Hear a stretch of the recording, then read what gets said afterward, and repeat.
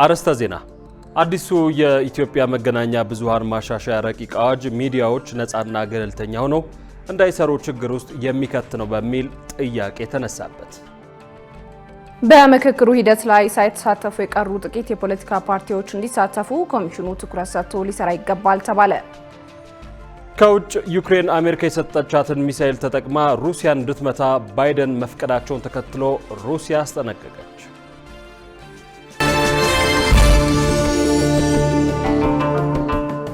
ሰላም ጤና ይስጥልን የተወደዳችሁ ተመልካቾቻችን፣ ከኢሳት ነፃ የህዝብ ሚዲያ የሰዓቱ ዜና ተጀመረ። የሰዓቱን ዜናዎች ወደ እናንተ እያደረስን ይነቃቸው ተሾመና መስከረም አዲሱ በምልክት ቋንቋ በኩል ዳዊት ጎሳ ያብርናችሁ ቆይታ እናደርጋለን። ቀዳሚ ወደ ሆነው ዜና ተሻገረን። በሀገር አቀፍ ደረጃ 33.3 በመቶ ተማሪዎች ወደ ትምህርት ገበታ ለመግባታቸው በህዝብ ተወካዮች ምክር ቤት ጥያቄ አስነሳ። በ2017 በጀት ዓመት ወደ ትምህርት ገበታ ከገቡ ከቅድመ አንደኛ እስከ ሁለተኛ ደረጃ ያሉ ተማሪዎች 66.7 በመቶ ብቻ መሆናቸው ተመልክተዋል።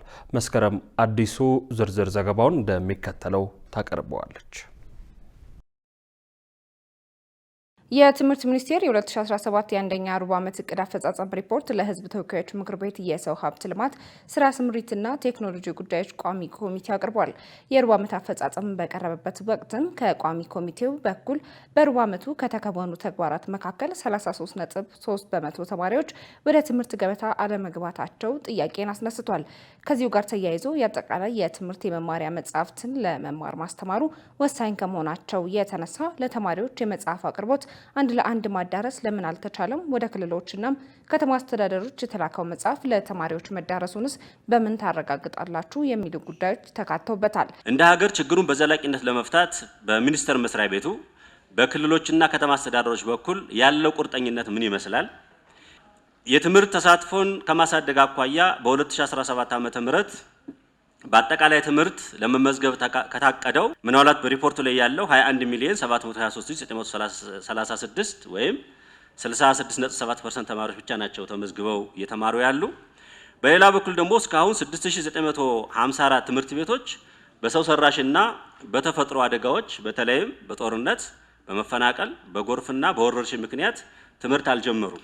ስለሆነም እንደ ሀገር ወደ ትምህርት ገበታ ያልገቡ ተማሪዎችና ትምህርት ያልጀመሩ ትምህርት ቤቶች በርካታ እንደመሆናቸው ችግሩን ለመፍታት ሚኒስቴር መስሪያ ቤቱ ከሚመለከታቸው አካላት ጋር በመሆን ምን እየሰራ ይገኛል? እንደ ሀገር 33.3% ተማሪዎች ወደ ትምህርት ቤት ስላልገቡ መፍትሄውስ ምንድን ነው? በተነሱ ጉዳዮች ላይም የትምህርት ሚኒስቴር የሆኑት ፕሮፌሰር ብርሃኑ ነጋን ጨምሮ የተቋሙ ከፍተኛ አመራሮች ወደ ትምህርት ገበታ ያልገቡ ተማሪዎችን በተመለከተ ሲናገሩም በሀገሪቱ ተፈጥሯዊ እንዲሁም ሰው ሰራሽ አደጋዎች በመኖራቸው ምክንያት ተማሪዎች ወደ ትምህርት ገበታ እንዳይሄዱ ተግዳሮት ሆኖብናል ይላሉ። በዋነኛነት ዲማንድ ያደረገው አንድም ተለማጭ የትምህርት ፕሮግራም አሁንም በማዘጋጀት ያልተከፈቱ እስካሁን ያልጀመሩ ትምህርት ቤቶችን እንዲጀምሩ ማድረግ አንደኛው ፕሮግራም ነው። ሁለተኛው ጉዳይ ከኢኮኖሚ ጋር ተያይዞ እንዲሁም በሰው ሰራሽና በተፈጥሮ አደጋ ምክንያት ጉዳት የደረሰባቸው ትምህርት ቤቶችን መልሶ አገግመው አገልግሎት እንዲሰጡ ለማስቻል የግብአት አቅርቦትና የመሰረተ ልማት ማልማት ስራዎችን በሁለተኛነት ይዘናል። ሶስተኛው የትምህርት ግብአት አቅርቦትና አንዳንድ ቦታዎች ላይ አሁንም ትምህርት ቤቶች ፋንክሽናል የማይሆኑበት ደረጃ ላይ ያሉትን ደግሞ በጊዜያዊ የትምህርት ጣቢያ አቆይቶ ማስተማር የሚል ይዘናል። አመት በ2016 ዓመተ ምህረት በተቻለ መጠን ባለን አቅም መጽሐፎችን ገዝተን ለማሰራጨት ስንሰራ ቆይተን በአማካይ 1 ለ3 የሚሆን ደረጃ አድርሰን ነበር። ለዚህ ለ2017 ዓመት እቅዳችን የነበረው መጽሐፎቹን በተቻለ መጠን ሁሉም ተማሪ እያንዳንዱ ተማሪ የሚያገኝበትን መንገድ በመፈለግ ተጨማሪ ገንዘብ በማፈላለግ በአጠቃላይ በሁለቱ በመጀመሪያና በሁለተኛ ዙር ወደ 85.2 ሚሊዮን የአሜሪካን ዶላር አውጥተን ወደ 43.4 ሚሊዮን መጽሐፍቶች አሳትመን ጨርሰን በአሁኑ ጊዜ ሁሉም መጽሐፎች የሁለተኛው ዙር መጽሐፎች በሁሉም ክልሎች ተዳርሰዋል። በሩብ ዓመት አፈጻጸሙ ያልተሳኩና ታቅደው ተግዳሮት የገጠማቸው ስራዎችን ለመከወን በስራ ላይ እንደሚገኝ የትምህርት ሚኒስቴር ለሕዝብ ተወካዮች ምክር ቤት የሰው ሀብት ልማት ስራ ስምሪትና ቴክኖሎጂ ጉዳዮች ቋሚ ኮሚቴ አመልክቷል። በሌላ በኩል አዲሱ የኢትዮጵያ መገናኛ ብዙኃን ማሻሻያ ረቂቅ አዋጅ ሚዲያዎች ነፃና ገለልተኛ ሆነው እንዳይሰሩ ችግር ውስጥ የሚከት ነው በሚል ጥያቄ ተነሳበት። አዋጁ የህገ መንግስቱን መርሆች የሚቃረን ድንጋጌ አካቷል በሚል ከህዝብ ተወካዮች ምክር ቤት ጥያቄ ቀርቦበታል። ሃይማኖት ደስታ በጉዳዩ ላይ ሰፋ ያለ ጥንቅር ይዟል፣ እንደሚከተለው ይቀርባል። በህዝብ ተወካዮች ምክር ቤት የዲሞክራሲ ጉዳዮች ቋሚ ኮሚቴ የኢትዮጵያ መገናኛ ብዙኃን ማሻሻያ ረቂቅ አዋጅ ላይ ከሚመለከታቸው ተቋማትና ባለድርሻ አካላት ጋር ያስረጅ ውይይት መድረክ አካሂዷል። የመገናኛ ብዙኃን ባለስልጣን አመራሮች አዋጁን ማሻሻል ስላስፈለገበት ጉዳይ ሲያስረዱ ባለስልጣኑ የተሰጠውን የመፈጸም ስልጣን ለመመለስ ያለመ የአደረጃጀት ለውጥ ለማምጣት ነው ብለዋል። አሁን ላይ ሀገሪቱ ያለችበት የግጭት ሁኔታና መጪው ሀገራዊ ምርጫንም ከግምት ያስገባ ረቂቅ አዋጅ ስለመሆኑ ተነግሯል። በረቂቅ አዋጁ ላይ የምክር ቤቱ የህግ ጉዳዮች ዳይሬክቶሬት ካነሳቸውና የባለስልጣኑ የስራ ኃላፊዎች ምላሽ ከሰጡባቸው ጉዳዮች ዋነኛው ረቂቁ ሚዲያዎች ነፃና ገለልተኛ ሆነው እንዳይሰሩ ችግር የሚፈጥር ነው መባሉ ነው። እነዚህ ሀሳብን የመግለጽ ነፃነት መብቶች ደግሞ ካለ ገደብ የተሰጡ ሳይሆን የሌሎችን መብትና ጥቅም ባከበረ የሀገርን ብሔራዊ ጥቅም ባከበረ መልኩ ሁሉም ኢንተርናሽናል ስምምነቶች ያስቀምጣሉ።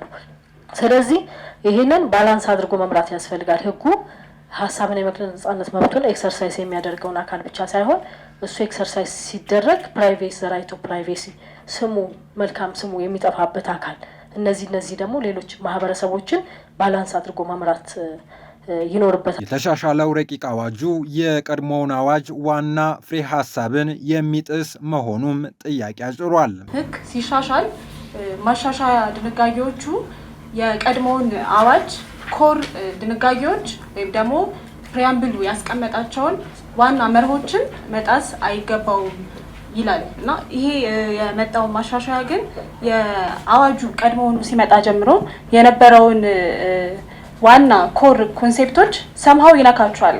ይሄ ተቋም በዚህ አዋጅ ነው የተቋቋመው። ይሄ ተቋም አያስፈልግም ከተባለ ራሱ አዋጁን ጠቅላላውን ራሱ መሰረዝ የሚቻልበትና ሌላ ተቋም የሚያቋቁምበትም መብትም ስልጣንም አለው ምክር ቤቱ አይደለም አሿሿም ወይም አደረጃጀቶችን ከማየት ባለፈ ማለት ነው።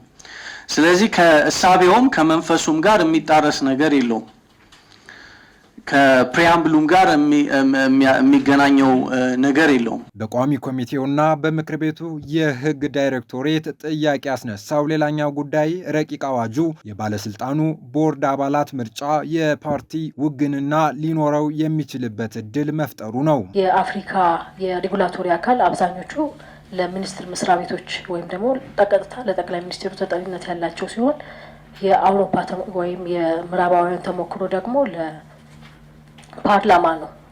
እንደዛ ሲያደርጉ የቦርድ አባላቶቻቸው ከማንኛውም እንትን የተውጣጡ ናቸው። ዋናው ነገር መልቲ ፓርቲ ሲስተም ላለው የህግ አውጭ አካል ተጠሪነት ካለ በዛ ቼክ ኤንድ ባላንስ ሊደረጉ ስለሚችሉ አባላቱ የፖለቲካ ፓርቲ ቢኖርም ባይኖርም የሚያመጣው ለውጥ ስለሌለ ይሄ ከግምት እንዲገባ ለማለት ነው። ይህ በእንዲህ ያለ የባለስልጣኑ ዋና ዳይሬክተር አስተያየም በጠቅላይ ሚኒስትር አቅራቢነት በህግ ተወካዮች ምክር ቤት ይሾማል ወደሚል መቀየሩ ለምን አስፈለገ የሚለው ይገኝበታል። ከዋና ዳይሬክተሩ አሿሿም ጋር ተያይዞ የተነሳው ጉዳይ በህገ መንግስቱ አንቀጽ 79(4) ላይ የጠቅላይ ሚኒስትሩ የተቋማት ኃላፊዎችን መሾም እንደሚችሉ ያስቀምጣል። ስለዚህ እያንዳንዱ ህግ ሲወጣ ደግሞ የህጎች ሁሉ የበላይ የሆነውን ህገ መንግስትን ሳይጣረስ ከዛ ጋር በተጣጣመ መልኩ መሆን የሚገባው መሆኑን ነው። ከዚህ ጋር ተያይዞ እዚህ ጋር በቦርድ ተመልምሎ ምናምን እያሉ ፕሮሲጀሮች መቀመጣቸው የህገ መንግስቱን ጽንሰ ሀሳብ ትንሽ የሚጣረስ ስለሆነ ህጋዊነቱን ከማስጠበቅ አንጻር ቀጥታ የባለስልጣኑ ዋና ዳይሬክተር በዚህ አዋጅን ባይሆን እኮ ጠቅላይ ሚኒስትሩ መሾም የሚችሉበት ሁኔታ ህጎቹ ላይ የሆነው የህገ መንግስት ላይ ስለተቀመጠ የህጉን መርህ ተከትሎ ቢቀመጥ የሚለው ቢታይ መንግስት የሚያቀርብ ኃላፊን ሪኮመንድ አድርጎ ለፓርላማ ስላቀረበ ገለልተኛ አይሆንም ካል የሀገሪቱን ጠቅላይ ፍርድ ቤት ፕሬዝዳንት እኮ ኢንዶርስ ለፓርላማ አቅርበው የሚያስችው መንግስት ነው አይደል? ከዛ ጋር አይደለም እያያዘው ከተጠሪነት ጋር ሪፖርት የሚያደርግ ይህ መስሪያ ቤት የሚቆጣጠረው ይህ ኮሚቴ፣ ይህ መስሪያ ቤት ሪፖርት የሚቀበለው ይህ ኮሚቴ፣ እቅድ የሚቀበለው ይህ ኮሚቴ፣ የሚገመግመው ፓርላማ። በዚህ ሂደት ውስጥ ነው እንጂ ኢንዲፔንደንሲው የሚጠራው መንግስትንን እንደ ውጭ አካል ማለትም ተገቢ አይደለም። ቋሚ ኮሚቴው በሰጠው ማጠቃለያ አዋጁን የሚቀበለው የቀድሞ አዋጅ ጠቀሜታና ጉዳት ጥናት ቀርቦለት መዝኖ እንደሚሆን አጽንኦት ሰጥቷል። አዋጁ የሚጠበቅበትን ዓላማ ያሳካ ዘንድ ቋሚ ኮሚቴው ከሚመለከታቸው ብቻ ሳይሆን ከማይመለከታቸው አካላትም ጭምር በአዋጁ ቢካተቱ የሚላቸውን ሀሳብ ሊወስድ እንደሚችል ጠቁሟል። የሀገራዊ ምክክር ሂደት ባለቤት ህዝብ የተለያዩ ማህበራትና ተቋማት እንዲሆኑ ጠንካራ መሰረት መጣሉን የኢትዮጵያ ሀገራዊ ምክክር ኮሚሽን አስታወቀ። ሀገራዊ ምክክር በአንድ ሀገር ውስጥ በሚገኙ የተለያዩ ቡድኖች በመንግስትና በፖለቲካ ኃይሎች መካከል ለተፈጠሩ የሀሳብ ልዩነቶች በውይይት መፍትሄ ለማበጀት የሚከናወን ሂደት ነው ብሏል ኮሚሽኑ። ሂደቱ በሀሳብ መሪዎች፣ በፖለቲካ ከዋኞች እንዲሁም በሌሎች ባለድርሻ አካላት መካከል መግባባትን ማስፈን ያስችላል ተብሎ እንደሚታመንም ገልጿል። የሀገራዊውን ምክክር የሚያስተባብርና ሂደቱን በበላይነት የሚመራ ገለልተኛ አካል መኖሩ እንደተጠበቀ ሆኖ የሂደቱ ባለቤት ማን ነው የሚለውን ጥያቄ ማንሳቱ አስፈላጊ መሆኑንም ገልጿል። ይህም መላው የኢትዮጵያ ህዝብ፣ መንግስት፣ የፖለቲካና የሀሳብ መሪዎች እንዲሁም በተለያየ ደረጃ ሊገለጹ የሚችሉ የማህበረሰብ መሪዎች የጉዳዩ ባለቤት እንዲሆኑ ያደርጋቸዋል ነው ያለው። ኮሚሽኑ ተቋቁሞ ወደ ስራ ከገባበት ጊዜ ጀምሮ አሳታፊነትና አካታችነትን ግንባር ቀደም መርሆቹ በማድረግ የተለያዩ ተሳታፊዎችን በውክልና በማሳተፍ ላይ እንደሚገኝ አስታውቋል። ከዚህ አንጻር ኮሚሽኑ በመልእክቱ በአጀንዳ ማሰባሰብ ሂደት ላይ የሚካፈሉ ተሳታፊዎችን ከየህብረተሰቡ ሲያስመርጥና አጀንዳ ከተለያዩ ባለድርሻ አካላት ሲያሰባስብ የብዙ አካላትን ተሳትፎና ውክልና በማረጋገጥ እንደሆነ ልብ ሊባል ይገባል ብለዋል። ኮሚሽኑ ሁሉም አካል በባለቤትነት መንፈስ በማነሳሳት ለሀገራዊ መግባባት የበኩሉን አስተዋጽኦ እንዲያደርግም ጥሪውን አቅርበዋል። ይህ በእንዲህ እንዳለ አብዛኞቹ የፖለቲካ ፓርቲዎች በምክክር ሂደቱ ላይ የተሳተፉ ቢሆኑም የቀሩ ጥቂት የፖለቲካ ፓርቲዎች እንዲሳተፉ ኮሚሽኑ ትኩረት ሰጥቶ ሊሰራ ይገባል ሲል የኢትዮጵያ ፖለቲካ ፓርቲዎች የጋራ ምክር ቤት አሳሰበ። የኢትዮጵያ ፖለቲካ ፓርቲዎች የጋራ ምክር ቤት ሰብሳቢ አቶ ደስታ ዲንቃ እንደገለጹት በሀገሪቱ የተከሰቱትን አለመግባባቶችና ግጭቶችን በውይይትና በምክክር ለመፍታት የሚካሄደውን ሀገራዊ ምክክር ስኬታማ ለማድረግ ሁሉም የፖለቲካ ፓርቲዎች ተሳታፊ መሆን አለባቸው ብለዋል። ለዚህም በምክክር ሂደቱ ላይ ተሳታፊ ያልሆኑ ጥቂት የፖለቲካ ፓርቲዎች ወደ ምክክሩ የማስገባቱን ስራ ኮሚሽኑ ትኩረት ሊሰጠው እንደሚገባ አጽንኦት ሰጥተዋል። የጋራ ምክር ቤቱ አባል ፓርቲዎች በሂደቱ ውስጥ መሳተፍ አለመሳተፍን አስመልክቶ በተሰጠ የድምፅ ምርጫ ከተገኙ 53 ፓርቲዎች ውስጥ 40ዎቹ መሳተፍ አለብን ብለው ድምፅ ሲሰጡ 13ቱ ደግሞ የመሳተፍ ፍላጎት እንዳልነበራቸው አንስተው በኮሚሽኑና በጋራ ምክር ቤቱ በተደረገ ጥረት አንሳተፍም ካሉ 13 ፓርቲዎች 6ቱ እንዲሳተፉ መደረጉን ገልጸዋል። በመሆኑም በጋራ ምክር ቤቱ በአጠቃላይ ከሚገኙ 70 የፖለቲካ ፓርቲዎች ውስጥ 65ቱ እየተሳተፉ የሚገኙ መሆኑን ማስታወቃቸውን የኢትዮጵያ ፕሬስ ድርጅት መረጃ ያሳያል። በምክክሩ ሁሉንም አካል በማሳተፍ ሀሳብን ማድመጥ የሚገባው ሀገራዊ ምክክር ኮሚሽን በምክክሩ ተሳታፊ ያልሆኑትን የፖለቲካ ፓርቲዎች በማሳተፍ ለምክክሩ ውጤታማነት መስራት እንደሚገባውም አሳስበዋል። የትግራይ ዴሞክራሲያዊ ፓርቲ ህወሓት የሚያሳየው ወቅታዊ ሁኔታ ከሁለት ዓመቱ ጦርነት ዋዜማ ጋር ተመሳሳይ ነው አለ። ፓርቲው ህወሓት ስለራሱ ስልጣን ህዝቡን ደጋግሞ የመካድ አባዜው የማይታረም ባህሪው መሆኑን አመልክቷል። ደረጀ ይልማ ተጨማሪ አለው። የትግራይ ዴሞክራሲያዊ ፓርቲ ዋና ጸሐፊ አቶ ሙሉ ብርሃን ኃይሌ ለኢሳት ዕለታዊ እንደነገሩት ህወሓት ራሱ በጫሮ ጦርነት ለ2 ዓመታት ህዝቡ ላይ በደረሰው የህይወት ጥፋትና የንብረት ውድመት ከመጸጸት ይልቅ ህዝቡ ራሱ ነው ለጦርነት የገፋን ሲል በትግራይ ክልል በቅርቡ በተካሄደ ህዝባዊ ውይይት ላይ መልሶ ህዝቡን መካዱ ከተለመደ የንቀት አባዜው የሚመነጭ ነው ብለውታል። ህወሓት ምንም ችግር የለበትም በባህሪ መሪዎቹ ከዚህ በፊትም ብለው ነበር። ባይዘው ከ2 ዓመት ከ3 ዓመት በፊት ወይዘሮ ፈትለወርቅ ገብረ እግዚአብሔር ራያ ላይ ህዝቡን ሰብስበው ወደ ጦርነት እኮ እናንተ ገፍታችሁን የገባን አይነትም ብለው ነበር። ይሄን አሁን በድጋሚ ነው እንዲሄን ያሉት እና ምንድነው ይሄን ስታየው ህወሓት በስልጣን ላይ በነበረ ጊዜ እንዴት አገራችን ኢትዮጵያ ወደ ጦርነት እንዳስገባ የትግራይ ህዝብ ወደ ጦርነት እንዴት እንደገባ ይታወቃል። ሰፊ ጊዜ ነበረ። ከዚህ በተለይ ከሴንትራል መንግስት ከተገፉ በኋላ ትግራይ ገብቶ የጦርነት ድባብ እንትን ነበረ ዋዜማ። ለምሳሌ እያንዳንዱ የሚያደርጉት መድረክ ስልጠና ይሰጣሉ፣ ወታደሮችን ያሰለጥናሉ፣ አንገታቸው ሽርጥ አድርጎ ለጦርነት ሁሉ የሚጋብዝ እያነሳሱት ነበረ በእነሱ ካድሪ እና ደጋፊ እና ይሄን ይላሉ። እንዲያውም ህወሓት ህዝቡን ወደ ጦርነት ለማስገባት የሚጠቀምበት ፖለቲካዊ ቁማር ይጫወታል ነው ያሉት። ከቲፒኤልኤፍ ውጪ ሌላ አደረጃጀት የለም። ከቲፒኤልኤፍ ከሚቆጣጠረው ውጪ ደግሞ ሌላ ምንም አይነት የህዝብ አደረጃጀት አልነበረም ትግራይ ውስጥ። ይሄን አለመኖሩ ቲፒኤልኤፍ ሲፈልግ ራሱ ህዝብ ሆነ ይቀርባል፣ ሲፈልግ ፓርቲ ይሆናል። ማዕት ድራማዎች ነው የሚሰራ። ስለዚህ ይሄን አለ ነበርና ስታየው ግን እሱ በዋናነቱ ግን አንደኛ ለትግራይ ህዝብ ያላቸው ንቀት ነው የምታየው። እንደገና ደግሞ የመጡበት ባህሪ ይክዳሉም ደግሞ በጣም ነው ይክዳሉ፣ እውነትን ይክዳሉ። እና ከዚህ የተነሳ የሚመነጭ ይመስለኛል እንጂ በምንም አይነት ሂሳብ ህዝብ ጦርነት ሊፈልግ አይችልም። በተለይ የትግራይ ህዝብ በተደጋጋሚ ብዙ ጦርነቶች ያደረገ ህዝብ ነው። በጦርነት የተጎዳ የደቀቀ ህዝብ ነው እና ይህን ህዝብ ፈልጎ ወደ ጦርነት ሊሄድ እንደማይችል ይታወቃል። ግን ወደ ጦርነት እንዲገባ ግን የሚገፋፉ ነገሮች ግን ነበሩ። በተለይ ከእርስ በርስ ግጭት ለምሳሌ የቲፒኤልኤፍ ችግር የህዝቡ አምሳል አድርገህ የማሳየት እና ፓርቲውና ህዝቡን አንድ እስኪመስሉ ድረስ የማሳየት ነገር ነበርና እንደዛ ነው ያደረጉት።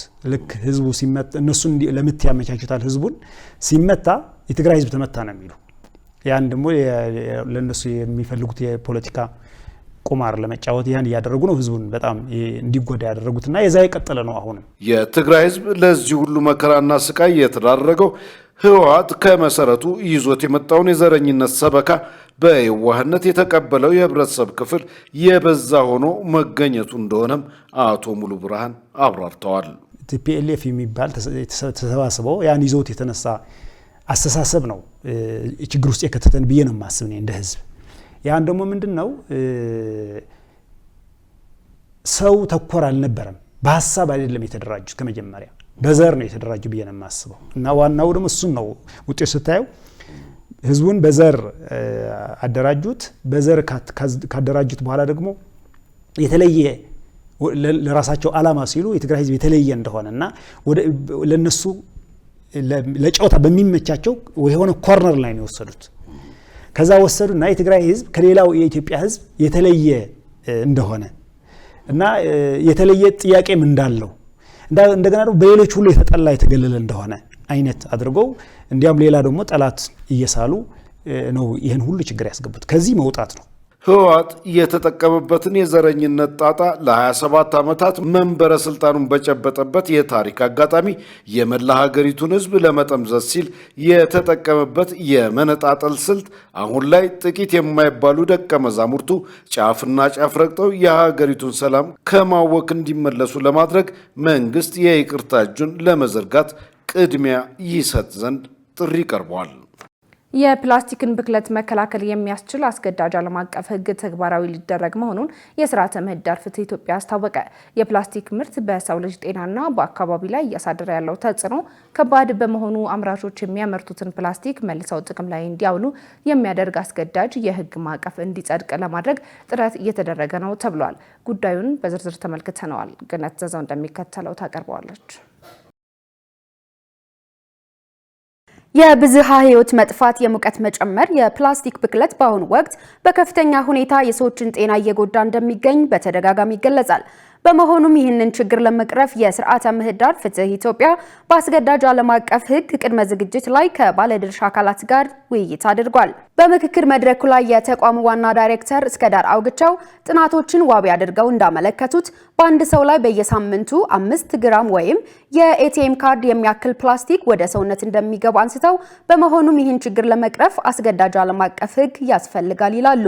ፕላስቲክ እያንዳንዱ የምናመርተው ምርት መያዣ ነው። የምንጠቀምበት ለምግብም ለተለያዩ ነገሮች የምንጠቀምበት ምርቶች መያዣ ነው። ከዛ በዚህ ምክንያት ደግሞ የተረፈ ምርቶቹ እንደሚታወቀው በእንስሳት ውስጥ በሰው ልጅ ጤና ውስጥ የነሱ የፕላስቲክ ውስጥ ያሉ ኬሚካሎች ጉዳት እያደረሱ በሀገራችን ውስጥም በሰፊው ችግሩን እየተመለከት ነው እንገኛለን። ችግር ያለባቸው ፕላስቲክ ምርት ሂደት ውስጥ የሚገቡ ኬሚካሎች በዓለም አቀፍ ስምምነቱ እውቅና ተሰጥቷቸው የሚከለከሉበት አስገዳጅ የሆነ ክልከላ የተወሰኑ ኬሚካሎች በተለይ ፕላስቲክ ምርቶች ላይ እንዳይገቡ እነዚህ በችግራቸው ተለይተው እንዲደረጉ። በሌላ በኩል የፕላስቲክ ተረፈ ምርትን በመሰብሰብ ለአምራቾች የሚያስረክቡ አካላት የሚሰጡት አገልግሎት ከሚከፈላቸው ክፍያ ጋር ተመጣጣኝ አለመሆን ሌላኛው ተግዳሮት ነው ያሉ ሲሆን ማህበረሰቡም ሆነ የሚመለከታቸው ባለድርሻ አካላት በዘርፉ የተሰማሩ አካላትን ማበረታታትና ተገቢውን ድጋፍ መስጠት ይገባቸዋል ይላሉ። ከቆሻሻ ላይ ጥቅም ላይ ሊውል የሚችለውን ፕላስቲክ ለቅመው ወደ መልሶ አምራቾቹ የሚያቀርቡ ማለት ነው።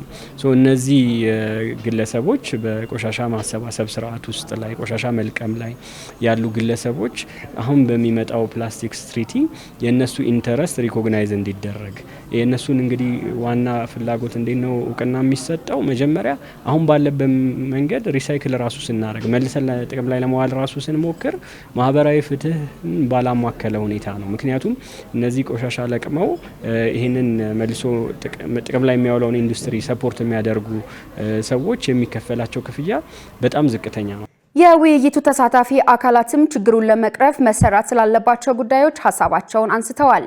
የፕላስቲክ ምርቶችን እንዴት ወደ ፕላስቲክ ፖሊሽን ከመሄዱ በፊት እንዴት ትሪት እናድርግ የሚለው ላይ መጀመሪያ ትኩረት ብንሰጥ፣ ትኩረት ከተሰጠ እንግዲህ በህግ ደረጃም የተቀመጡ የህግ አግባቦች አሉ፣ በቴክኖሎጂ ደረጃም ደግሞ የተቀመጡ አሉ። ለምሳሌ ኢትዮጵያ ውስጥ የተጀመረ ያለ ቆሼ አካባቢ ይህንን ወደ ፊውል ቀይረን እንዴት መጠቀም እንዳለብን የሚል አግባቦች አሉ። ይህንን በጣም በሲሪየስ መሰራት ይጠበቅበታል ብዬ አስባለሁ።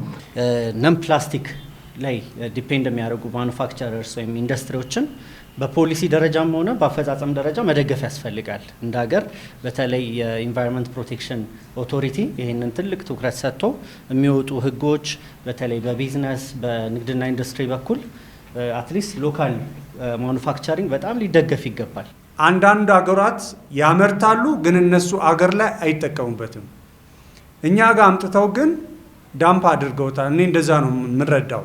ምክንያቱም ለጊዜው የተጠቀምንበት ይመስላል፣ ቀጥሎ ግን ወዴት ነው የምንወስደው? የሰዎች ጤና ላይ የሚያደርሰውን ጉዳት በዚህ ልክ ብንረዳና ወደ ተሻለ እሱ መተካት ወደሚችሉት ወደ ቀደመ ነገሮቻችን ለምሳሌ ቄጤማ አተን አይደለም እኛ። ስለዚህ ነባሮቹ ነገሮቻችን ላይ ብናተኩር እላለሁ። ህብረተሰቡም የፕላስቲክ ብክለት ስለሚያመጣው ተጽዕኖ ያለው ግንዛቤ አነስተኛ በመሆኑ ይህንን ችግር ሊቀረፍ እንደሚገባም የተቋሙ ዳይሬክተር አሳስበዋል።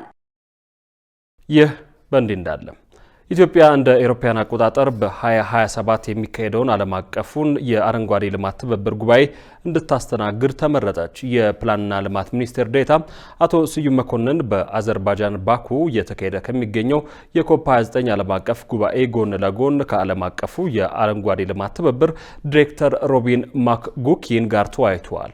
ውይይቱ የአየር ንብረት ለውጥን ፈተናዎች ለመመከት በሚደረገው ጥረት ውስጥ የግሉ ዘርፍ አዎንታዊ አስተዋጽኦ ላይ ያተኮረ ነው ብለዋል። ኢትዮጵያ ዘላቂ የአረንጓዴ ልማት ኢኮኖሚ ለመገንባት ለሚደረግ ዓለም አቀፍ ጥረት የበኩሏን ለመወጣት ዝግጁ መሆኗን ሚኒስቴር ዴኤታው አረጋግጠዋል። ሀገሪቱ ጉባኤውን እንድታዘጋጅ መመረጧ ኢትዮጵያ በዘላቂ የአረንጓዴ ልማት ዘርፍ ዓለም አቀፍ ትብብር እንዲጎለብት እየተወጣች ላለው ጉልህ ሚና እውቅና የሰጠ መሆኑን ጠቁመዋል። ኢትዮጵያን፣ ኬንያን፣ ዴንማርክ፣ ቺሊን፣ ኮሎምቢያን፣ ደቡብ ኮሪያ፣ ሜክሲኮና ቪየትናምን በአባልነት ያቀፈው ዓለም አቀፉ የአረንጓዴ ልማት ትብብር P4G እንደ አውሮፓውያን አቆጣጠር በ2017 የተመሰረተ መሆኑን ከፕላንና ልማት ሚኒስቴር የተገኘው መረጃ ያመለክታል። የተወደዳችሁ ተመልካቾቻችን ከኢሳት ነጻ የህዝብ ሚዲያ እየተላለፈ የሚገኘው የሰዓቱ ዜና አሁንም እንደቀጠለ ይገኛል። አሁን ደግሞ የቢዝነስ ዘገባዎችን የምንከታተልበት ሰዓት ላይ ነው የምንገኘው። የቢዝነስ ዘገባዎችን ለማድረስ ባልደረባችን መሰረት ባዩ እየጠበቀችን ትገኛለች። በቀጥታ ወደ ቢዝነስ ዘገባዎቹ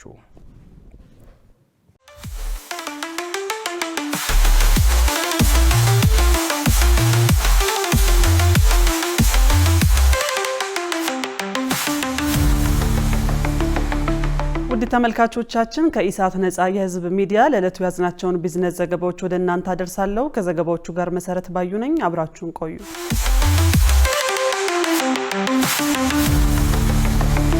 የግሉ ዘርፍ ምርታማነት ኢኮኖሚውን ለማጠናከር ወሳኝ ሚና እንደሚጫወት ጠቅላይ ሚኒስትር አብይ አህመድ ገለጹ። ጠቅላይ ሚኒስትሩ በማህበራዊ ትስስር ገጻቸው የሀገር ውስጥ የግሉ ዘርፍ ምርታማነት ሀገራዊ የኢንዱስትሪ ልማታችን ከግብ ለማድረስና ኢኮኖሚያችን ለማጠናከር ወሳኝ ሚና ይጫወታል ብለዋል። በዛሬው ዕለትም የኢትዮጵያ ታምርት ንቅናቄን የሚመሩ ትላልቅ ኢንዱስትሪዎችን ጎብኝተዋል። እሴት በተጨመረበት ቡና ኤክስፖርትና ብረታ ብረት ምርት ላይ የተሰራው ኤኤምጂ ሆልዲንግስ ኢንዱስትሪ ፓርክና በመስታወትና በአልሙኒየም ስራ የሚታወቀው አንድነት የመስታወት ቴክኖሎጂ የግሉ ዘርፍ ለኢንዱስትሪ መስፋፋት እያበረከተ ያለውን አስተዋጽኦ ማሳያ መሆናቸውን አመልክተዋል። ሌላ በኩል ከአነስተኛ ወደ መካከለኛ በሚሸጋገሩ ኢንተርፕራይዞች ላይ ክልሎች ትኩረት ሰጥተው ስለማይሰሩ አፈጻጸሙ ዝቅተኛ እንደሆነ የስራና ክህሎት ሚኒስቴር አስታወቀ። ሚኒስቴሩ ይህን ያስታወቀው የሕዝብ ተወካዮች ምክር ቤት የሰው ሀብት ልማት ስራ ስምሪትና ቴክኖሎጂ ጉዳዮች ቋሚ ኮሚቴ የተቋሙን የ2017 ዓመተ ምህረት በጀት ዓመት የመጀመሪያ ሩብ ዓመት እቅድ አፈጻጸም በገመገመበት ወቅት ነው። ቋሚ ኮሚቴው ለስራና ክህሎት ሚኒስቴር ካቀረባቸው 9 ጥያቄዎች መካከል የጥቃቅን የአነስተኛና የመካከለኛ ኢንተርፕራይዞችን ሽግግር ከማረጋገጥ አኳያ አዳዲስ የተቋቋሙ ኢንተርፕራይዞች፣ የቤተሰብ ንግድ ኢንተርፕራይዞች እንዲሁም ወደ መካከለኛ ደረጃ የተሸጋገሩ ኢንተርፕራይዞች በእቅዱ መሰረት ሽግግራቸው ያልተፈጸመበት ምክንያት ምንድነው የሚሉት እንደሚገኙበት የሪፖርተር ዘገባ ያሳያል። ከቋሚ ኮሚቴው ለቀረቡላቸው ጥያቄ ምላሽ የሰጡት የስራና ክህሎት ሚኒስቴር የስራ ስምሪትና ገበያ ዘርፍ ሚኒስቴር ዴኤታ አቶ ሰለሞን ሶካ እንደገለጹት በ2017 በጀት ዓመት የሩብ ዓመት አነስተኛ ወደ መካከለኛ የተሸጋገሩ ኢንተርፕራይዞች በጣም ውስን ናቸው ብለዋል። በሩብ ዓመቱ ከጥቃቅን ወደ አነስተኛ የተሸጋገሩ ኢንተርፕራይዞች አፈጻጸም መልካም የሚባል መሆኑን የገለጹት ሚኒስትር ዴኤታው አብዛኛውን ጊዜ ከአነስተኛ ወደ መካከለኛ የሚሸጋገሩ ኢንተርፕራይዞች ላይ ክልሎች ትኩረት ሰጥተው ስለማይሰሩ አፈጻጸሙ ዝቅተኛ እንደሆነ አስረድተዋል። ከአነስተኛ ወደ መካከለኛ የሚሸጋገሩ ኢንተርፕራይዞች ቁጥር አነስተኛ የሆነው አንድም ክልሎች የተለየ ቦታ ሰጥተው ስለማይሰሩበት እንደሆነና በሌላ በኩል ደግሞ የዘርፉ ባህሪ በመሆኑ ነው ማለታቸውን ከዘገባው ለመረዳት ተችሏል። ውድ ተመልካቾቻችን አሁን ደግሞ በዕለቱ በተመረጡ ባንኮች ያለውን የውጭ ምንዛሬ ዋጋና የብሔራዊ ባንክ የወርቅ ግብይት መረጃ ተከታትለን እንመለስ።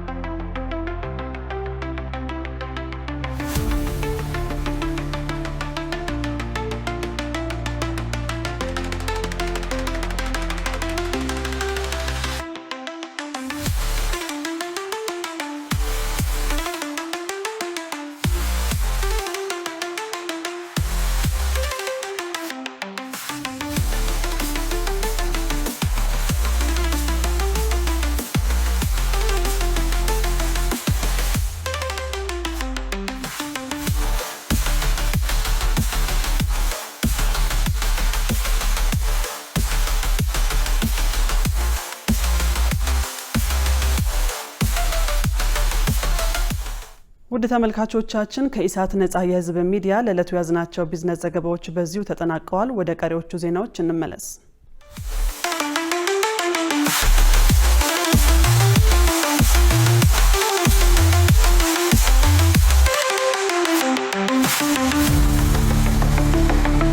የውጭ ዜና የአሜሪካ ፕሬዝዳንት ጆ ባይደን ዩክሬን ከአሜሪካ የተሰጣትን ረጅም ርቀት ተወንጫፊ ሚሳኤሎችን ሩሲያን ለመምታት እንድትጠቀምበት ፈቃድ መስጠታቸውን ተከትሎ ሞስኮ ተገቢ ምላሽ እንደምትሰጥ አስጠነቀቀች። የሩሲያ ውጭ ጉዳይ ሚኒስቴር ቃል አቀባይ ማሪያ ዛካሮቫ ፕሬዝዳንት ፑቲን ከወራት በፊት የውጭ ኃይሎች ለዩክሬን ያቀረቧቸው የረጅም ርቀት ሚሳኤሎች ጥቅም ላይ እንዲውሉ ፈቃድ ሊሰጡ እንደሚችሉ እምነታቸውን ገልጸው እንደነበር አስታውሰዋል። ኒውዮርክ ታይምስ በስም ያልጠቀሳቸውን የአሜሪካ ባለስልጣናትን ምንጭ አድርጎ በሰራው ዘገባ ፕሬዝዳንት ባይደን ዩክሬን በሚሳኤሎቹ የሩሲያን ግዛት እንድትመታ ፈቃድ መስጠታቸውን የሚገልጽ መረጃ መውጣቱን ተከትሎ ፕሬዝዳንት ፑቲን በጉዳዩ ላይ አስተያየት መስጠታቸውን ገልጸዋል። ለዩክሬን ፈቃድ መስጠት ብቻም ሳይሆን ጥቃቱን ለመፈጸም የውጭ ኃይሎች ድጋፍ ካልታከለበት በስተቀር ዩክሬን በሩሲያ ላይ ጥቃት መሰንዘር እንደማትችል ተናግረዋል። ቃል አቀባዩ ፕሬዝዳንቱ ሰጡት ባሉት ምላሽ ትልቁ ጥያቄ ዩክሬን በተሰጣት መሳሪያ ሩሲያ እንድትመታ መፍቀዱ ሳይሆን የኔቶ ሀገራት በዚህ በዚህ ጦርነት ውስጥ በቀጥታ እንዲሳተፉ ወይም እንዳይሳተፉ መወሰን መሆኑን ገልጸዋል። ፑቲን አክለውም ውሳኔው ከተሰጠ ሞስኮ ተገቢውን ምላሹን ትሰጣለች ሲሉም ገልጸዋል። በህንድ ዋና ከተማ ዴልሂ የተፈጠረው የአየር ብክለት ከተማዋን ጭጋግ በማልበስ ለእንቅስቃሴ አዳጋች ሁኔታ መፍጠሩ ተነገረ። አደገኛ የተባለው ይህ ብክለት ሰዎች በመኖሪያ ቤታቸው እንዲቆዩና ለጤና ስጋት እንደሆነባቸውም ተመልክቷል። ዮሐንስ ተስፋ ተጨማሪ ያለው መርዛማ ጭጋግ አብዛኛውን የሰሜን ህንድ ግዛት የሸፈነ ሲሆን በዋና ከተማዋ ኒው ዴልሂ ያለው የአየር ጥራት ደግሞ በከፍተኛ መጠን ዝቅ ማለቱ ተገልጿል። ጭስና ጉም የቀላቀለው የአየር ንብረት አብዛኛው ጊዜ በክረምት ወቅት እንደሚከሰት ሲገለጽ፣ በክረምት ወቅት የሚኖረው ቀዝቃዛ አየር አቧራ፣ የተበከለ ጋዝና በከተማዋ አቅራቢያ ካሉ ህገወጥ እርሻዎች የሚወጣውን ጭስ ይስባል ተብሏል። የህንድ የብክለት ቁጥጥር ባለስልጣን እንዳሳወቀው ከሆነ የዋና ከተማዋ የአየር ጥራት ጠቋሚ 484 የደረሰ ሲሆን ይህም በዚህ ዓመት እጅግ ከፍተኛ የሚባል ነው ተብሏል። የአየር ጥራት ደረጃ የሚሰጠው የሲዩዙ አይኪው የአየር መረጃ እንደሚያመለክተው ደግሞ የኒው ዴልሂ የአየር ጥራት ደረጃው አደገኛ 1084 ሲሆን በዓለም በከፍተኛ መጠን የተበከለች ከተማ ነች ብሏል። የኒው ዴልሂ ባለስልጣናት ዝቅተኛ የንፋስ ፍጥነትና ተስማሚ ያልሆኑ ሁኔታዎች መኖራቸውን በመጥቀስ ሁሉም ትምህርት ቤቶች የኦንላይን ትምህርት እንዲሰጡ፣ የግንባታ ስራዎችና የትራንስፖርት እንቅስቃሴዎች እንዲገደቡ አድርገዋል። ነዋሪዎች በቤት ውስጥ ሆነው እንኳን የተበከለው አየር ተጽዕኖ ከአቅማቸው በላይ እንደሆነ ይናገራሉ። ቤት ውስጥ ተቀምጬ ጭንብል ማድረግ ስላለብኝና ከብክለት የተነሳ መውጣት ባለመቻሌ በጣም ተቸግሬያለሁ። መተንፈስ የማቃት ስሜት ይሰማኛል። ማሳሌን ማቆም አልቻልኩም እና የአየር ማጣሪያው በርቶ ውስጡ መቀመጥ ብቻ ነው ምቾት የሚሰጠኝ። በራስ ቤት ውስጥ ሆነ ይህን ማድረግ ሲኖርብህ በጣም ይገርማል። የሕክምና ባለሙያዎች በበኩላቸው ብዙ የከተማዋ ነዋሪዎች መተንፈስ እያቃታቸው በአለርጂ እየተጠቁ ወደ ሆስፒታሎች እንደሚመጡ በመግለጽ የሁኔታውን ክብደት ያስረዳሉ። አንዳንድ አለርጂ ያለባቸው ሰዎች ወደ ኒው ዴልሂ በሚመጡበት ጊዜ ከብክለቱ የተነሳ በቀላሉ ይጠቃሉ። እናም ሁሉም አለርጂዎቻቸው ኢንፌክሽኖችና የደረት ህመሞች በከፍተኛ ሁኔታ ይጨምራሉ። አየሩ በከፍተኛ ሁኔታ የተበከለ ቢሆንም የከተማዋ ነዋሪዎች የተለመደ እንቅስቃሴ እያደረጉ ነው። የከተማዋ መገለጫ የሆነውን ኢንዲያ ጌትን ጨምሮ በርካታ ህንፃዎች አይታዩም።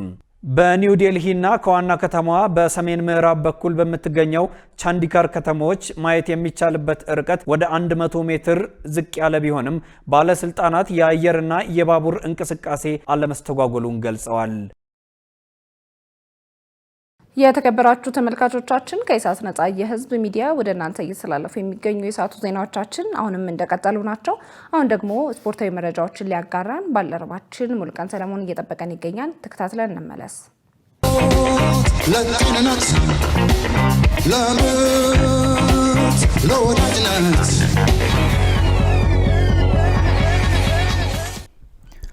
ሰላም ጤና ይስጥልን ተመልካቾቻችን፣ ከኢሳት ነጻ የህዝብ ሚዲያ አጫጭር ስፖርታዊ መረጃዎች ጋር ሙሉቀን ሰለሞን ነኝ።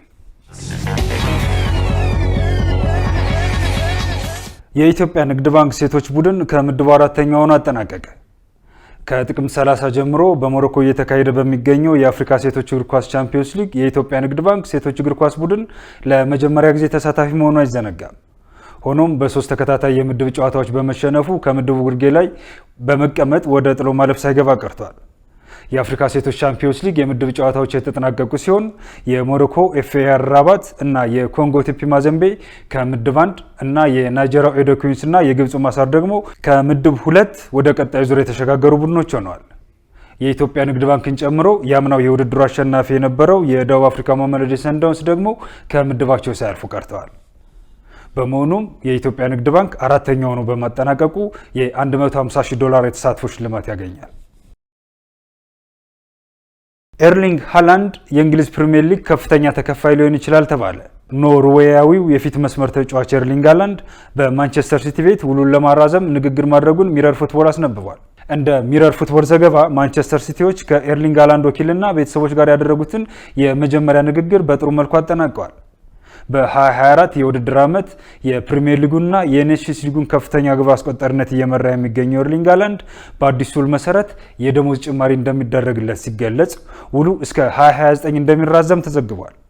ተጫዋቹ ውሉን የሚያራዝም ከሆነ ሳምንታዊ ክፍያው ከ450 ሺህ ወደ 600 ሺህ ፓውንድ ከፍ የሚል ሲሆን ይህንንም ተከትሎ ከኬቪን ደብሩይን በመብለጥ የእንግሊዝ ፕሪሚየር ሊግ ከፍተኛ ተከፋይ ተጫዋች እንደሚሆን ተገልጿል። በአዲሱ ውል መሰረት የተጫዋቹ ውል ማፍረሻ ከ150 ሚሊዮን ፓውንድ ወደ 200 ሚሊዮን ፓውንድ እንደሚያድግ ሚረር ፉትቦል አያይዞ ገልጿል።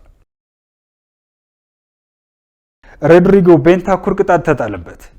ዩራጋው የቶተንሃም አማካይ ሮድሪጎ ቤንታኩር በቅርቡ ለመገናኛ ብዙሃን በሰጠው አስተያየት ምክንያት ከእንግሊዝ ኤፍኤ ቅጣት እንደተጣለበት ቢቢሲ ስፖርት ዘግቧል። ተጫዋቹ በሀገሩ ከሚገኙ መገናኛ ብዙሃን ጋር በነበረው ቆይታ በቡድን አጋሩ ሰን ሄንግሚን ላይ ያልተገባ የጥላቻ ንግግር ተናግሯል የሚል ክስ በእንግሊዝ እግር ኳስ የበላይ አስተዳዳሪ ኤፍኤ ክስ እንደቀረበበት ይታወሳል። በዚህም መሰረት የ27 ዓመቱ ተጫዋች ሮድሪጎ ቤንታኩር የ7 ጨዋታዎች እገዳና የ100 ሺህ ፓውንድ የገንዘብ ቅጣት እንደተጣለበት ከሰዓታት በፊት ይፋ ሆኗል። በመሆኑም ተጫዋቹ ክለቡ ቶተንሃም ከማንቸስተር ሲቲ፣ ከፉላም፣ ከበርንማውዝ፣ ከቼልሲ፣ ከሳውዛምፕተን፣ ከማንቸስተር ዩናይትድ እና ከሊቨርፑል ጋር የሚያደርጋቸው ጨዋታዎች የሚያመልጡት ይሆናል። ቤንታኩር በሰኔ ወር ከዩራጋይ መገናኛ ብዙሃን ጋር በነበረው ቆይታ የሰን ሄንግሚን ማሊያ ማግኘት ከተቻለ ሲጠየቅ ምናልባት ያጎቱ ልጅ ምክንያቱም ሁሉም ይመሳሰላሉ በማለት ተናግሮ እንደነበር አይዘነጋም። በመጨረሻም ተቀማጭነቱን በጀርመን ሃምቡርግ ያደረገው ትራንስፈር ማርኬት የተባለው ታዋቂ የስፖርት ድረገጽ በአፍሪካ ዋንጫ ማጣሪያ ላይ የተሳተፉ የሚገኙት የአፍሪካ ሀገራት እግር ኳስ ቡድኖች በያዟቸው የተጫዋቾች ጥራት መሰረት በራሱ መስፈርት ያስቀመጠላቸውን የገበያ ዋጋ እናካፍላችሁና የዛሬውን የስፖርት ዘገባችንን እናጠቃል። ትራንስፈር ማርኬት አደረኩት ባለው ዳሳ መሰረት ሞሮኮን 361.25 ሚሊዮን ዩሮ ቀዳሚ ሲያደርጋት ናይጄሪያን በ333 ሚሊዮን፣ አይቮሪ ኮስትን በ260.8 ሚሊዮን ዩሮ ሁለተኛና ሶስተኛ ደረጃ ላይ ያስቀምጧቸዋል። ኢትዮጵያን ደግሞ በ550 ሺህ ዩሮ ሊቢያን፣ ሲሼልስን፣ ማላዊና ስዋቲኒን በማስከተል ከታች ወደ ላይ አምስተኛ ደረጃ ላይ ያስቀምጧታል። ከዕለቱ አጫጭር ስፖርታዊ መረጃዎች ጋር ሙሉቀን ሰለሞን አብሬያችሁ ቆየው። መልካም ጊዜ ይሁንላችሁ። ለጤንነት ለወዳጅነት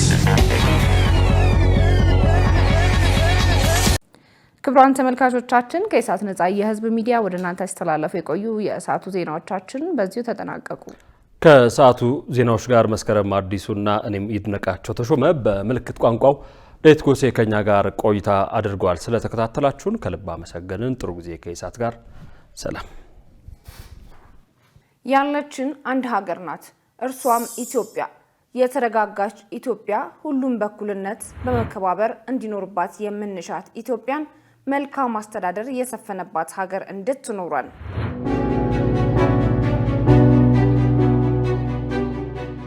ታላቅ ራዕይ ሰንቆ የተቋቋመው ኢሳት ነጻ ሚዲያ ራዕዩንና ተልእኮውን ለማሳካት ከምን ጊዜም በላይ የእርስዎን ድጋፍ ይሻል። ኢሳትን ለመደገፍ በሚከተሉት የባንክ ቁጥሮቻችን ድጋፉን ያድርጉ። የኢትዮጵያ ንግድ ባንክ መስቀል አደባባይ ቅርንጫፍ 1044 02 65 468 በአዋሽ ባንክ ባምቢስ ቅርንጫፍ 01 30 46 12 90 5300 በዳሽን ባንክ አክሲዮን ማህበር ባምቢስ ቅርንጫፍ 01 95 28 21 65 011 በአቢሲኒያ ባንክ ፍላሚንጎ ቅርንጫፍ 82 15 25 47 ከላይ የተጠቀሱትን የባንክ ሂሳብ ቁጥሮች በመጠቀም ካሉበት ሆኖ መላክ ይችላሉ። አሊያም ካሳንቺስ ከቅዱስ ዑራኤል ቤተክርስቲያን ዝቅ ብሎ ባምቢስ ሱፐርማርኬት አጠገብ አፈወርቅ ህንፃ 10ኛ ፎቅ በአካል በመገኘት ኢሳትን በመደገፍ ለነጻ ሚዲያ ያሉትን አጋርነት ያረጋግጡ። ኢሳት ነጻ የህዝብ ሚዲያ